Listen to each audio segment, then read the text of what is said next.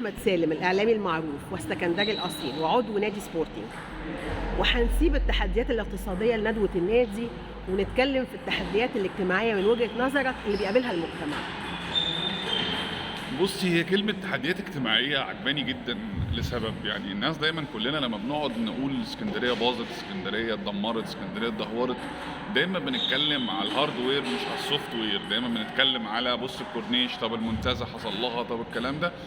بنغفل دايما وبنهمل فكرة اللي حصل بقى للعقلية السكندرية نفسها، ودي اللي محتاجة ندوات تانية بقى كتيرة جدا. فكرة الناس أو شكل المواطن السكندري الكوزموبوليتاني اللي هو يعني احنا دايما بنقول كلمة كوزموبوليتان. المدن اللي زي اسكندرية كانت دايما مدن فاتحة، فيها خواجات واجانب وطليان وجريك والكلام ده، فكان عندنا ثقافه اسكندريه مختلفه عن مصر كلها. حتى نقعد نضحك مع المصاروه ومع اهل القاهره ان احنا حاجه تانية دايما ومتميزين. هو ده كان التميز، ان احنا كان عندنا ثقافه شبه اوروبيه.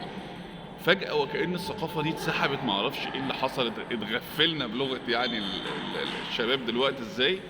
لا، ما بقاش ده المواطن السكندري بتاع زمان، فبقى عندنا عقليه تانية، حسابات تانية، شكل حتى هيئة المواطن السكندري مختلفة.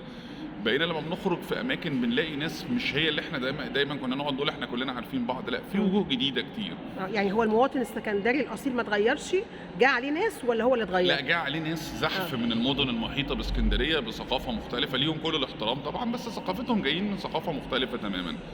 فالمواطن السكندري نفسه حصل عنده زي تشويش بقى، هو يعني في الهوية بتاعته اختلفت شوية.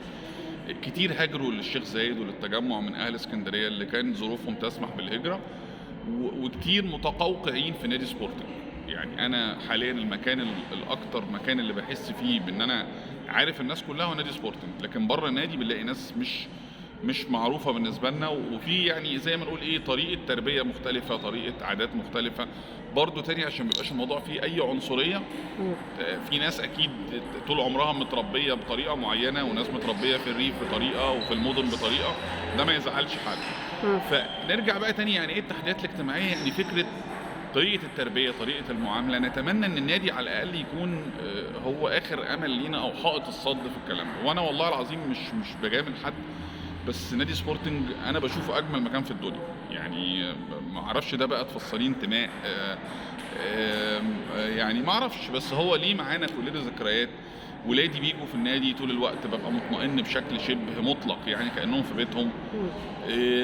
يعني بحس ان هو عارفه مكان امن كده، وفي ولاد زمايلهم في المدرسه، وفي زمايلي انا القدام بتوع المدرسه معايا في الجيم، يعني في خصوصيه كده. فالتحديات طب لو الاجتماعيه، خرجنا بقى من التحديات الاجتماعيه من نطاق النادي وبنتكلم على يعني اسكندريه، ومش عايزين نقول ايه، نتكلم على مصر كمان، ايه التحديات الاجتماعيه اللي بتواجه المواطن المصري ومأثره في المجتمع؟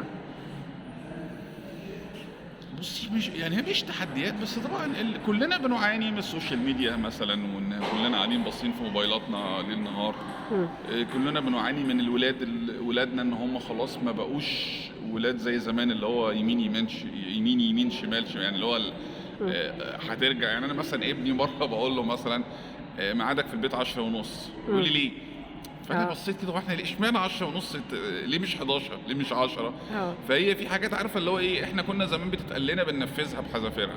لا، الجيل الجديد عايز دايما ليه اشمعنى، وبتقولي اقناع كده دايما. الاقناع بالظبط. فده تحدي اجتماعي، ان الجيل محتاج طريقه معامله مختلفه.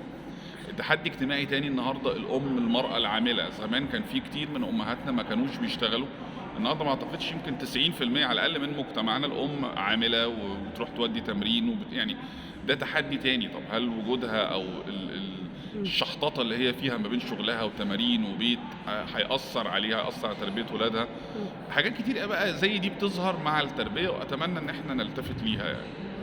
طيب، كنت عايزه اسال حضرتك ايه رايك، يعني انا كنت يعني بعتبر ده برضو من ضمن التحديات الاجتماعيه، ان الانتماء في كبوه، الانتماء للوطن في كبوه، او احنا ما بنعملش على ان هو نغرسه في ولادنا من هم لا، صغيرين. ده الانتماء في كارثه مش في كبوه. يعني ولادنا عندهم حته يعني للاسف الشديد بقى مسار سخريتهم ان احنا نقعد نقول لهم مصر وبصوا جمال مصر وحرب اكتوبر. يعني لا، طبعا في مصيبه. الولاد التعليم الدولي تسبب برضه في جزء كبير من الكارثه دي، ان الولاد بيعتبروا ماده الدراسات الاجتماعيه دي تعذيب، وهي تعذيب مم. حق ربنا هي فعلا نوع من التعذيب، لان هي مع الحشو الكتير، مع طريقه اللي فيها، فبتخلي الولاد يحسوا انها تعذيب.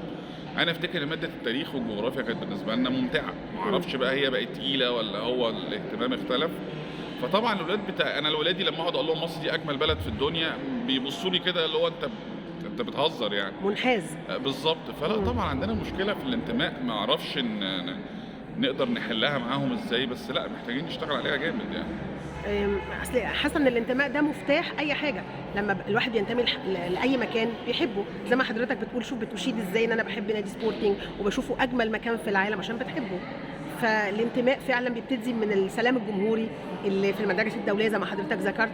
مفيش يعني اي عمليه بتساعد على غرس حتى الانتماء الرياضي. احنا اولادنا كلهم النهارده، انا بقعد اتفرج في ديلايت على ماتشات مثلا، انا مش مهتم بالكره العالميه خالص، لما بشوف ماتشات ليفربول ومانشستر سيتي بقعد اضحك. الولاد ما بقوش بيشجعوا الاهلي والزمالك، بقوا بيشجعوا فرق انجليزيه.